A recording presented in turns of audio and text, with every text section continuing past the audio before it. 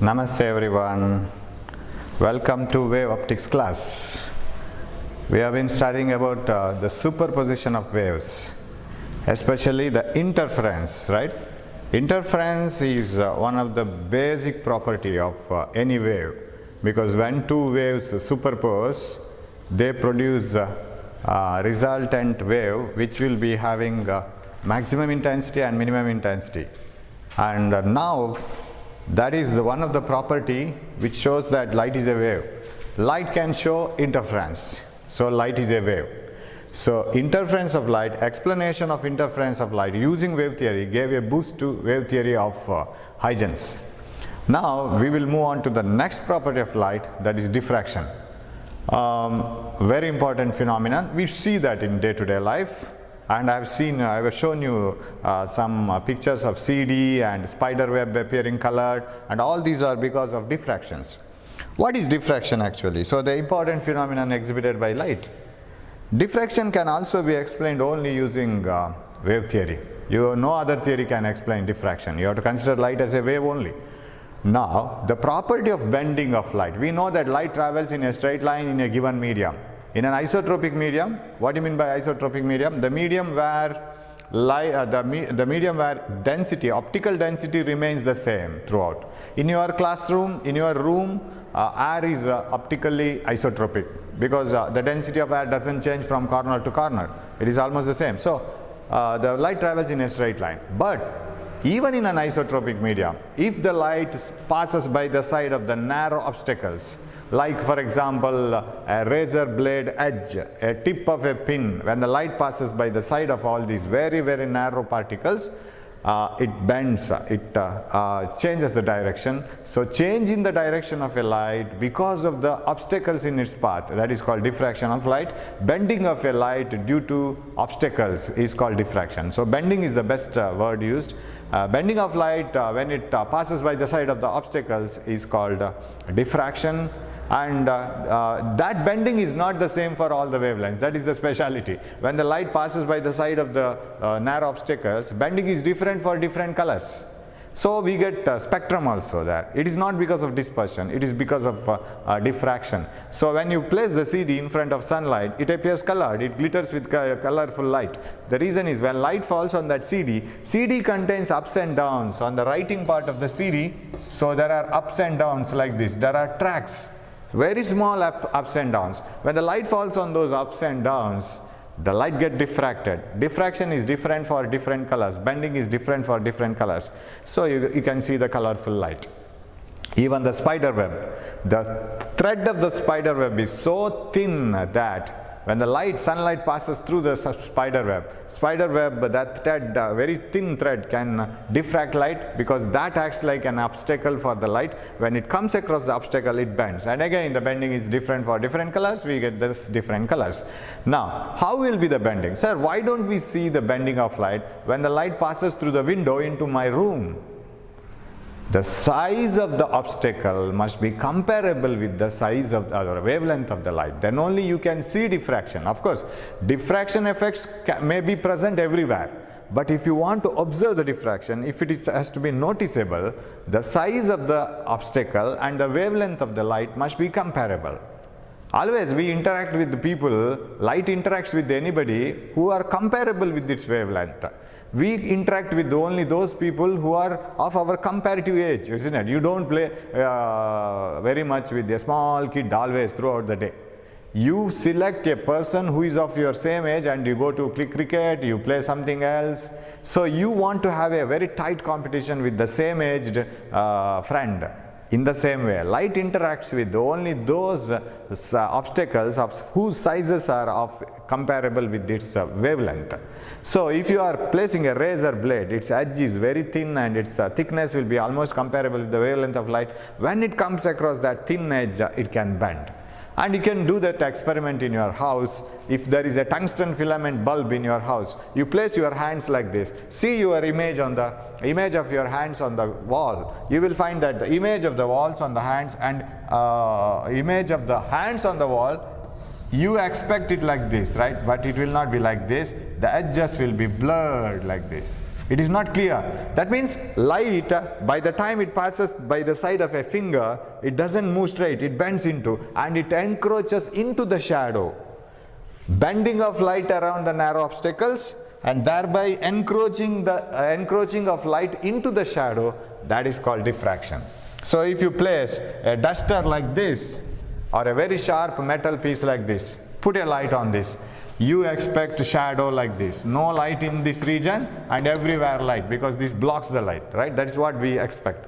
But edges of the shadows will not be very sharp, and you don't get sudden stopping of light, sudden darkness you don't get. Because as soon as the light passes by the side of this, it should pass through and it should form the light. As soon as the light enters into this duster, it should block. So no shadow, no light should be produced. But we can't expect like that. Some amount of light enters into the shadow also. So it bends and enters into the shadow. That's why the image, shadow of your hands, when the light is put on the wall, the shadow of the hands will not be very, very sharp, and it will be blurred like this. So bending of light around the narrow obstacles, thereby entering into the geometrical shadow, that is called diffraction. And the condition required is, if the light has to bend and it has to show diffraction effectively, the size of the obstacle must be comparable with the wavelength of light. The size, thickness of the razor blade, tip of the pin and all. So otherwise you see you can't see the diffraction so easily. So if it has to be noticeable, the wavelength should be compared with the size of the obstacle. Okay. So light bends into the geometrical shadow, and that is called diffraction. And when the diffraction effects are seen, when you see the shadow of the diffracted light, you also see again bright and dark fringes. That is the strange thing. So if you have a very narrow slit like this on a very opaque object, say take a very narrow slit on an opaque object like this, very narrow slit, make the light to fall on this. What do you expect on a screen placed here? What type of light you expect here? Sir, we expect a light which is passing through this narrow hole like this and no light elsewhere, right? That is what do we expect. Full light here in this place. So this place is very bright. This place is very bright. Of course, this may be of larger thickness little bit if this is diverging. If it is a parallel beam of the same thickness, here we get light and nowhere else we don't see light, sir. But practically it is not so. If this thickness of this slit, that gap through which light passes, is very, very small, comparable with this wavelength of this light. If you take light as a wave, its wavelength is how much? Say in nanometers. So this size is very close to nanometers or micrometers. Then you will find that there is light at a particular place. This, of course, this expectation is fulfilled. But as you move away, the amount of light keeps on decreasing. It becomes dark. Then again it becomes bright, and here you get another bright. On the other side also the same thing happens. The brightness goes on decreasing, it becomes dark, and again it becomes bright, dark, like this. So you will get a brightest place somewhere here, then dark, then again bright, and so on. So like this. So this is called diffraction effect. This is also a type of interference. But the problem is, how do you call this as interference? Where do you have two sources? For interfering, there should be minimum two sources or more than two sources. Where are the two sources? No two sources at all. We have only one slit. How could you get all these fringes, bright, dark fringes? Now, again another one, surprisingly, you will find that in interference, all the bright fringes are equally bright, isn't it? Suppose you use a red light, the first central bright red will be as same bright as the second bright red. And all the dark fringes are equally dark, but it is not so here. The central one, directly against this slit, whatever the light you get, that is the brightest light. And as you move away from either sides, what the bright light you get, it will not be so much brighter, not as bright as this one. And dark fringes are equally dark, that's when there is no problem. So the central one, first bright fringe is brightest, and the other bright fringes are not so brighter in diffraction. Another thing observed is, in interference pattern, all bright fringes are of equal width. All dark fringes are of equal width. But what about here? Their fringe width is constant. Here it is not so. Central bright fringe is the widest and the brightest. As you move away, next bright fringe is thinner and it is less brighter. As you move far away, the bright fringes become closer and closer and tightly packed. The central bright fringe is the widest. The gap through which light passes, like this, which forms the central bright fringe, that means the central bright spot, this is widest and its brightness is more, and as you move away the brightness keeps on decreasing. If you draw a graph of intensity versus distance, here the intensity is maximum and the intensity goes on decreasing, it becomes dark here, again the brightness increases. This bright fringe is not as brighter as this one. That is diffraction effect, and this effect was successfully explained by Huygens' secondary waves principle, and that's why the credit goes to him to prove that light is again a wave. And how did he prove this? So now so if you want to see diffraction, what are the things needed now? Sir, I want to do the diffraction experiment and I want to see that diffracted light, the light which has bent, and that bent light forming bright and dark pattern on the screen. If you want to have diffraction, what are the essential things needed? One, source of light. Another one, obstacle, because light has to pass by the side of the obstacle. Once it bends, what type of image it has created, shadow it has created, that has to be seen on the screen. So source, obstacle, screen, these three things are needed. Now how do you place source, obstacle and screen? Of course this part is not in your syllabus, NCERT book, but still I will say that. How do you place the source, screen and the obstacle? Accordingly you observe two types of diffraction. One is Fresnel diffraction and another is Fraunhofer diffraction. So Fresnel diffraction and Fraunhofer diffraction. You see the name, very long name Fraunhofer and short name Fresnel. S is silent here. So why do we categorize these diffractions as Fresnel and Fraunhofer? Very simple. Suppose you place the obstacle here, say the slit. This is a slit gap.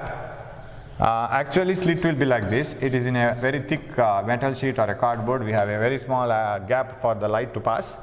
But when you turn it like this, you see only this part, and there is a hole here, right? Not here. Okay, but we show it like this. Suppose you have a source of light. Light ray passes like this and hits the edges of this slit, and it doesn't move straight. Of course there may be some light which is moving straight also. Some of the light rays bend. A part of the light ray bends and it forms a diffraction here. This is the screen. Obstacle is a very fine slit gap, and this is a source. Now if you ask the obstacle, now again interview the obstacle, do you receive any light? Yes sir, I am receiving light. What type of wavefronts you are receiving? Go back now, recall. What do you mean by wavefront? Wavefront is the locus of all the points which are in same phase, right? When waves start from a source, as they move, collect all the points which are in the same phase. For example, fifth crest, all the fifth crests are in the same phase, all the fourth crests are in the same phase. So if it is a point source, it is a spherical wavefront. If it is a linear source, it is a cylindrical wavefront, because linear source doesn't emit light from the sides. It emits light from only the cylindrical part, right? So it's a curved part. So only light travels from this side. So if you ask this, and what it is equivalent to a ray? From a point source, diverging rays start. From a tube light, diverging rays. So both cylindrical wavefront and spherical wavefront, if you draw the normal to the wavefront, you get diverging rays. Diverging rays are falling on this slit. Now we ask the slit, what type of wavefronts are falling on this? It is simply either spherical wavefronts or cylindrical wavefronts, diverging rays. What type of wavefronts will you produce after diffraction, after bending them? Again, spherical or cylindrical wavefronts. So what is Fresnel diffraction? Again, I'll tell you this is not in the syllabus, but still you must know it. Fresnel diffraction is a type of diffraction where source and screen are at finite distances from the obstacle. From the obstacle, that means the one which diffracts light, that's a very fine hole or very fine slit or a very fine thread, whatever it is. It is the obstacle. From the obstacle, source is at finite distance. That is why you are getting diverging rays, spherical wavefront, cylindrical wavefront. Otherwise you would have got parallel rays or plane wavefront. Use the word clearly, right? Parallel rays, plane wavefront. Okay, right now. So you get either cylindrical or spherical wavefronts incident on this, again this one here. So source and screen are at finite distances from the obstacle. Sir, what is Fraunhofer diffraction? The type of diffraction where source and screen are at infinite distances from the obstacle. What do you mean by infinite distance? Parallel rays, plane wavefront. Sir, how to get parallel rays and plane wavefront? Very simple. What you have to do is only this much. We will do it like this. Here is the slit. It's a fine hole in a cardboard. So hole is here, not here, right? It is like this. That's why you have drawn it like this. And I'll take a convex lens. Keep an object at the focus of the convex lens itself. If the light, parallel rays are incident on a convex lens, they meet at focus. Place the object itself as the focus. They become parallel. Headlight of a vehicle. In the headlight of a vehicle, there is a concave reflector. Of course, that is a reflector, and if you keep the object at the focus, they become parallel after reflection. Here, after refraction, they become parallel. So the rays of light coming from the lens, they become parallel and they fall on the slit. Now you ask the slit, obstacle, obstacle, what type of rays you are receiving? Sir, I am receiving parallel rays, plane wavefront. This is equivalent to plane wavefront, correct? Now, one set of parallel rays move straight like this. Place another convex lens. They meet on the screen. So here is the screen, right? So all these rays meet like this. What about another set of rays? Another set of rays, they bend like this. That is called diffraction. Of course, definitely the incoming rays without bending form an image here or shadow here. That will be most brighter. As I was explaining, the central fringe will be the directly against that slit wherever you place the screen. That light is brightest, definitely. The straight going rays produce brightest spot. What about these diffracted rays, bent rays? They meet on the screen somewhere here and they produce another bright fringe, and that will not be as bright as this one, right? So this type of diffraction, now you ask the obstacle. Obstacle and the source. Where is the source of obstacle? What type of wavefronts you are receiving? Obstacle says, sir, I am receiving plane wavefronts, parallel rays. And this type of diffraction where source and screen are at infinite distances from the obstacle, that is called Fraunhofer diffraction. So if you want to remember it, but not for the exam, very easy to remember. In Fraunhofer diffraction, source should be emitting parallel rays, and after diffraction again they are parallel rays. Incident rays are plane wavefronts, incident waves are plane wavefronts, diffracted wavefronts are plane wavefronts, and source and screen are at infinite distances. Infinite in the sense they are very far away. That's the meaning. And if the source and screen are at finite distances from the obstacle, then it is Fresnel diffraction, short name. If the source and screen are at infinite distances from the obstacle, then it is Fraunhofer diffraction, long name. So it's easy to remember, right? So this is how you can produce diffraction, but remember, it is not so easy to observe. Sir, if I take my record binder, that is a cardboard like a very thick paper, make a small hole, put a light, can I see the diffraction, sir? Not so easy. It is very fine structure, so you can see that brightness, darkness, but only by using microscope. Otherwise, it is not so possible, not so easy to see. It is not possible to see it so easily. Okay, but still, we will see. I will show it in a PPT how to produce diffraction and how to see that. And is there any way of getting diffraction easily in our day-to-day life? Let us see it. Okay, so this is about diffraction. Now, how to explain diffraction using this Huygens wave theory. Now we will take up Fraunhofer diffraction, where source and screen are at infinite distances, obstacle is receiving parallel rays, diffracting parallel rays, incident rays are plane wavefront, diffracted waves are plane wavefronts. Now, moving on to this, yes, now let me see. As far as exam is concerned, all the explanations are not needed. Whatever I explain now, Each and every explanation is not needed to write it on the exam, but needed to understand. Okay, so listen carefully. But what do you write in the examination paper is very minimum. Okay, but if you know more, you can write very clearly. Okay, let this be the parallel rays incident, that means plane wave fronts, and here is a screen. Of course there should be a lens which will focus all the rays, and it will, okay, like this, like this.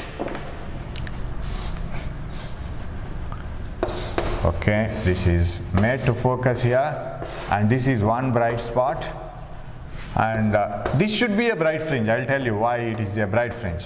Now select one set of rays which are moving in some other angle, right?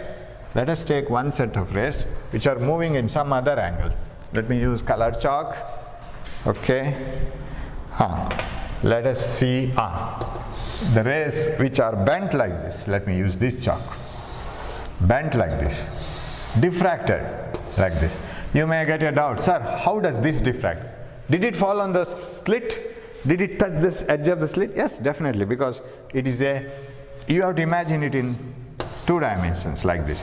This is the slit, and the rays will be falling on this, everywhere, isn't it? So one set of rays move straight, and on the screen they produce the brightest shadow of this, not shadow, the brightest light. One set of rays will bend like this, and like this, they produce another shadow. Another set of rays bend like this, and they produce another shadow like this, or bright spot. Okay, so you show the diffracted rays. They bend and they form another bright place or dark place, we don't know, on the screen. This is screen, lens, obstacle. I have not shown the source. Okay, now, sir, by how much angle the rays have been diffracted? Theta. Rays have been diffracted through an angle theta. I forgot to put some arrow marks here. Yes. This should be a bright fringe, central maxima, and this is called central maxima. Why it is called central maxima? Because it is the brightest light which is formed after passing through this slit. The next bright will not be as bright as the central maxima.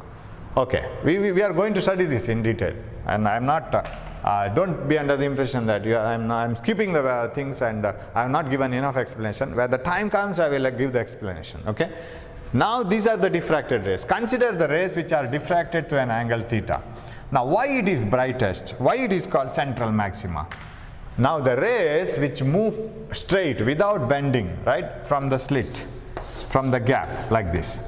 So when you put parallel rays, for example a laser beam on the slit, the rays which move straight and which without bending, they move like this. Now you ask the rays. Of course there are not only the 3 rays, there are plenty of rays. There are plenty of wave fronts like this, like this.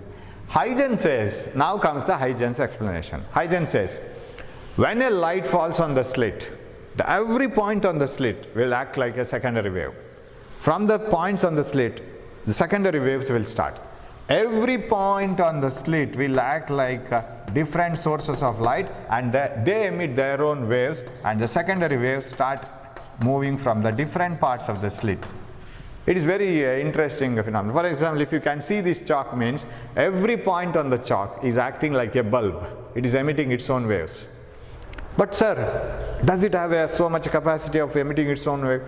No, it is receiving light from the sun and it is emitting. But still, now these secondary waves are carrying the information of the chalk. So I can say that they are the secondary waves of the chalk.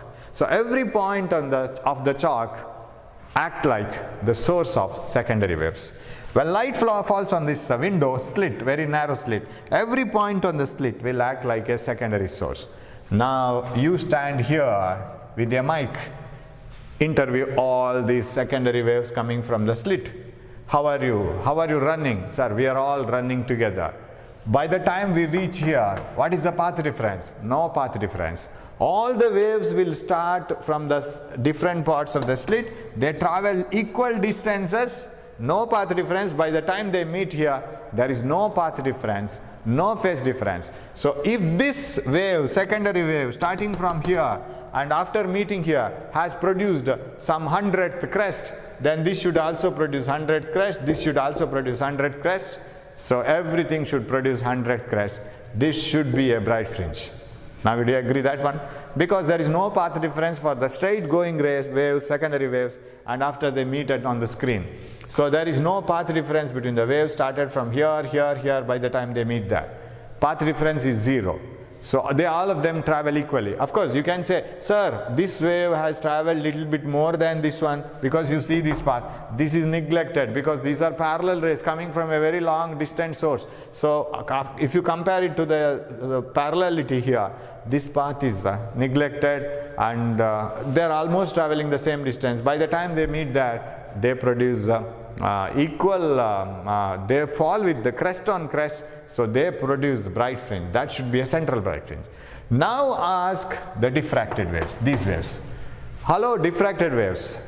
By the time you meet on the screen, do you meet with equal phase? That means crest on crest. Do you meet with your footsteps equal like this?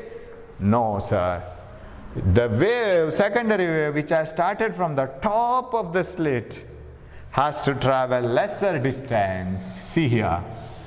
The wave which has started from the midpoint of the slit, here, this one, has to travel a little bit more.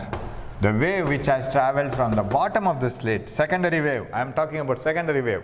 The secondary wave which has started from the bottom portion of the slit has to travel much more distance. So there is a path difference now.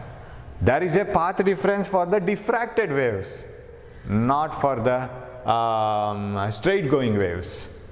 Diffracted waves will have path difference because the different points of the slit, if I can show it like this here, the different points of the slit here, they emit secondary waves. By the time they reach there, the diffracted waves have to travel different distances. One which is traveling from the topmost part of the slit has to travel lesser distance, and this has to travel more distance. This has to travel a little bit more than this one.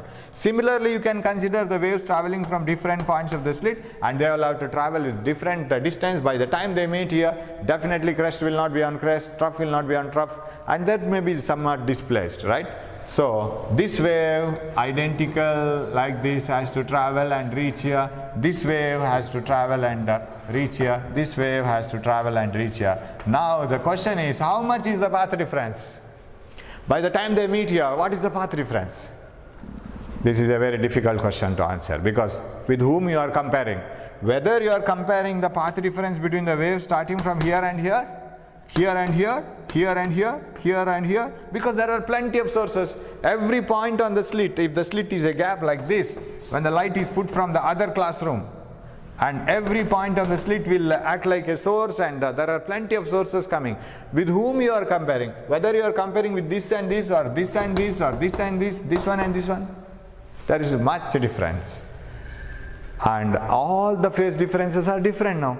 If you ask these two waves, they will have a small path difference. If you ask these two waves, they will have little bit more path difference. Ask these two, they will have more path difference, distance difference. Now, what is the path difference between this and this? Draw a normal from here, perpendicular. Now, if you draw a perpendicular from here to here, now can you conclude that the path from here onwards, the running race is almost equal, correct? From here onwards, this is the extra distance traveled by the last wave of the slit, secondary wave of the slit, which is at the bottommost portion of the slit. Let us try to compare this and this. Sir, if you take only two secondary waves, is it enough? Not enough, but you can understand what will be the condition of the sources in between the slits, in between the top and bottom portion of the slits. What is the highest mark and lowest mark in your college? Sir, highest mark is this much, lowest mark is this much. Is it enough, sir? Only 2 marks are the highest and the lowest marks in your college? Yes, that is enough, because if I know the highest mark, if I know the lowest mark, I can guess in what conditions other students are, isn't it? In the same way, the highest path difference is between the top, the wave starting from the top of the slit and the wave starting from the bottom of the slit. That is the highest path difference. If I can understand that highest path difference, my job is over, because I can understand what is the condition of the other waves in between. Now we have to analyze it. If this theta is so much, what is this point? Bright or dark? If this theta is 0, definitely it is bright. If this theta is 30 degrees, what is the brightness here? If this theta is 20 degree, what is the brightness here? Because that theta decides the path difference. If I take still more theta, for example, if I take waves bending much more like this, and like this, bending much more than this theta, they will have more path difference. Do you agree? Because you see, this green and this green, they have more path difference. So from here onwards they travel identically, but this is path difference more. And when the waves move straight without theta 0, there is no path difference. This wave travels equal distance as this one. That is a beauty. Hope you are following, right? So theta decides the path difference. Path difference between the wave starting from the top of the slit and bottom of the slit. That's what I am interested with. Okay, I'll redraw this now. Sir, how to get the path difference? Because once you get the path difference, you know what is path difference, right? Path difference means difference in the distance traveled by the time they reach there. So here is a lens, okay, and the straight moving without diffracting waves, they should produce a bright place on the screen. And now the waves which are diffracted at an angle theta, that are of interest with us. So this is a diffracted wave, and after bending, and this is the angle of diffraction, and this wave has to travel less, this has to travel little more, this has to travel much more by the time they meet on the screen. So how much more this top and bottom of the slit? The secondary wave starting from the top of the slit and bottom of the slit. This is the extra thing that you have to travel. Now, A be the width of the slit. I will call this as A, width of the slit. If this is theta, since this is normal, now shall I take this as theta, this side? Okay, how to treat it as theta? You see, this is a normal drawn to these two lines, correct? Because I want to know how much extra this travels. If I want to know how much extra that this one travels, I have to draw a normal from here. Of course, this has started from here, right? This is A. Width of the slit is A. Slit width is A, and this starts like this and moves, and this starts like this and moves. And if I want to know by the time they meet here how much extra this has traveled, I have to drop a normal. If this is normal and this is normal, and if this is normal, sorry, this is normal, this is theta. If this is theta, of course this is theta, right? If this is also theta, because they are all parallel rays. If this is theta, out of this normal, this is 90 minus theta. Do you agree? From this and this one, this is a normal drawn. Hope you are following. This is a normal drawn, and it is like this. This is 90, and out of 90, this is theta. This is 90 minus theta, this part. And this is a line like this, and this is perpendicular to like this. The rays which are moving straight, and the normal like this. This is 90, and this is 90 minus theta. Then what should be this one? This should be theta, because you add this theta plus 90 minus theta, total 90 degree. Hope you have followed, right? So this is theta out of this perpendicularity. If this is theta, this is 90 minus theta. And if this is perpendicular to this, if this is 90 minus theta, this is theta. Okay, that is over. Or you can do one thing. See, these white lines are perpendicular. Do you agree? This white line and this white line are perpendicular. This orange line and this orange line are perpendicular. You bend this orange line downwards like this. This orange line moves like this. Can you see this, right? This is perpendicular to this. And when I bring this here, this moves like this. So when you bend this one, this goes here. This theta reflected here. So how it was this one. This theta here was reflected here. So this is theta. Now, my question is, I want to find out the path difference. This is path difference. Let me name it A, B, C. BC is the path difference. That is the extra distance that this wave has to travel. Remember, every point on the slit will act like a secondary wave. Every point will have a path reference. If you interview this one, say, it will say, sir, I have traveled so much of distance. If you interview little bit lower wave starting from the little bit bottom portion of the slit, it will say, sir, I have traveled little bit more. What about this one? Little bit more. This one, highest distance. What is that highest? Extra distance, BC. Take sine theta. What is this sine theta? Sine theta is opposite side divided by 90 degree, this one, because this is a normal drawn. Hypotenuse A, correct? Hypotenuse is A, width of the slit. What is BC is equal to? That is path reference. That is equal to A sine theta. Do you agree? So path reference is A sine theta, that is BC, this one. Now the question is, if path reference is A sine theta, if this is A sine theta, that means the path difference between the wave starting from the top of the slit and the wave starting from the bottom of the slit depends on A, depends on theta. How are the diffracted rays? Now what is the path difference between the wave starting from the top of the slit moving straight and bottom of the slit moving straight? No path difference, right? How come, sir? No path difference? Because theta is 0. When theta is 0 for this set of rays, A sine 0, 0, no path difference. Formula is correct. Right. Now if the diffracting angle is more and more, this moves away and away, path difference will be more and more. Now my question is, when will you get bright fringe here? When will you get dark fringe there? Now did you understand at least that the different fringes are produced because of the interference of different wave fronts occurring from the different points of the slit.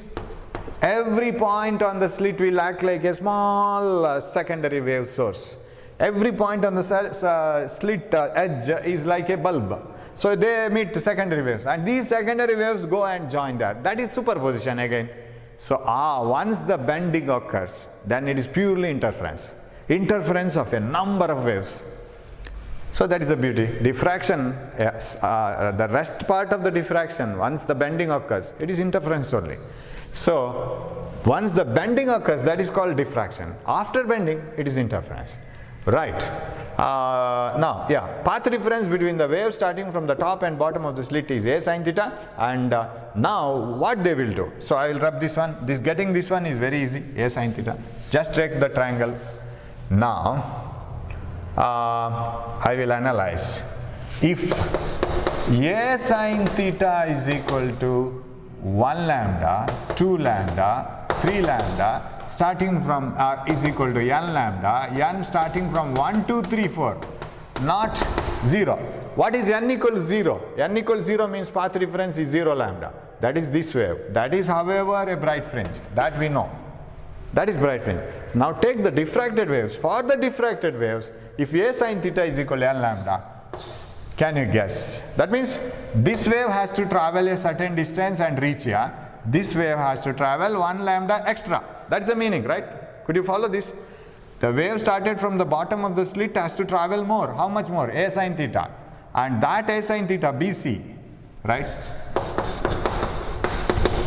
If that A sine theta, BC is 1 lambda, after this, along with this one, correct? Along with this one traveling and meeting there.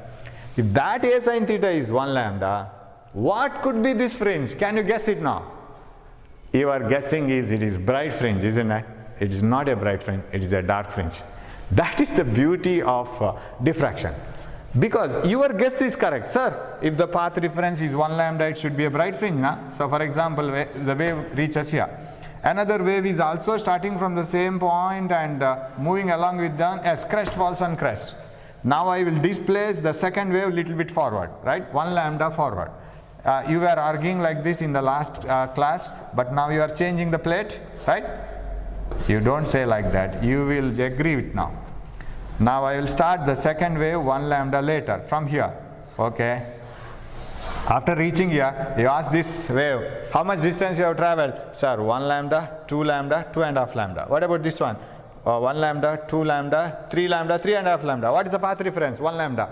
Whether crest is meeting crest? Yes. Interference, constructive interference, maximum interference. So maxima, no problem at all here.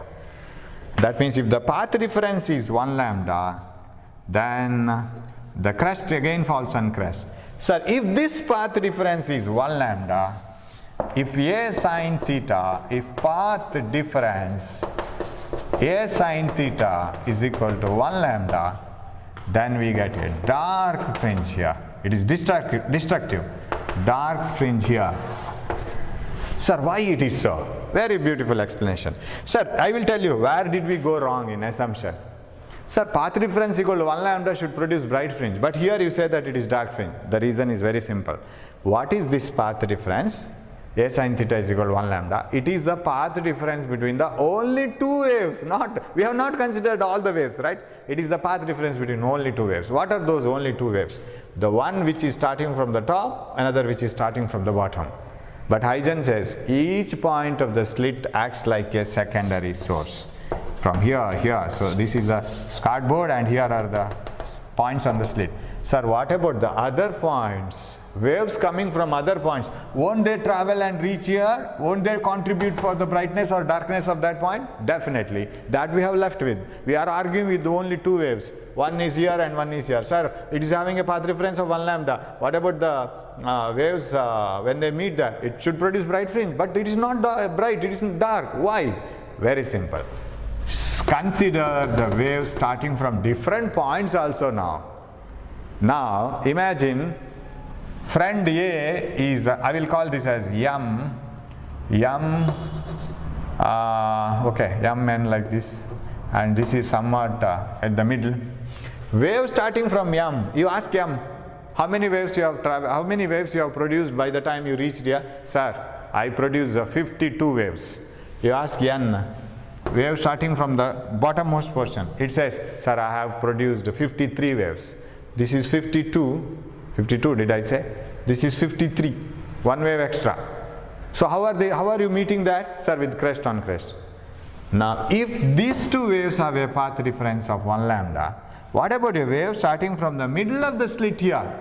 You ask that wave, sir, I have traveled 52 and a half by the time I reach here. Why? If this wave and this wave are the secondary wave starting from the top of the slit and the bottom of the slit, if they have a path difference of 1 lambda, the wave starting from the top of the slit and the middle of the slit should have a path difference of half lambda. Don't you agree? The friend traveling from M has to keep 52 footsteps by the time he reaches here. The friend starting from N should keep 53 footsteps by the time he reaches here. The friend starting from the middle of the slit here, he should keep 52 and a half footsteps, isn't it? 52, little bit more than 52 steps here, little bit more than 52 steps here, 52 and a half step. By the time this person reaches here, 53 footsteps. Divide the slit into equal parts. Now, you change your argument now. This has a half lambda path difference with this one, correct? Path difference is half lambda. A wave starting from the, so sentences go like this. If you read the book, you will get these sentences. Path difference between the waves starting from the top and bottom of the slit is 1 lambda. Path difference between the waves starting from the top and the middle of the slit, half lambda. If this wave meets this wave, then it is a destruction, right? Crest falls on trough. How could you expect construction? Destruction, dark fringe. Now, that means this wave destroys this wave, correct? The crest of one wave falls on the trough of another. They are separated by a distance which is equal to a by 2. In the half portion of the slit, there is a wave which has a path difference of lambda by 2 with another wave which is in the bottom of the mid portion of the slit. Now, just go below this slit. This portion here, do you have a wave here? Yes. Do you have a wave here just below this here? Suppose you have come by 0.1 millimeter downwards. Can you come 0.1 millimeter downwards here, which will also produce a wave which is exactly having path difference of lambda by 2? Did you agree that? This person has kept 52 steps to reach here. This person has kept 53 steps to reach here. This person has kept, or he has marked 52 and a half steps. So what are the difference between this person and this person? Half step. You just below, you come here. What about the number of steps kept by this person? Sir, it is 52.1. Now, do you have another person who has a half step difference with this person? Definitely at the same point here. This is a 52 steps person, this is 53 steps, and this is 52.5, and this one is 52.1, and here is 52.6, right? There is a person with 52.6 steps. What is the difference between these 0.5 steps? For each point on this one, so for a point just below the top of the slit, there is a point below, just below the middle of the slit. These two have a path difference of lambda by 2, and they destroy each other. That means I generally say it like this. For every point, shall I love this one? Yes.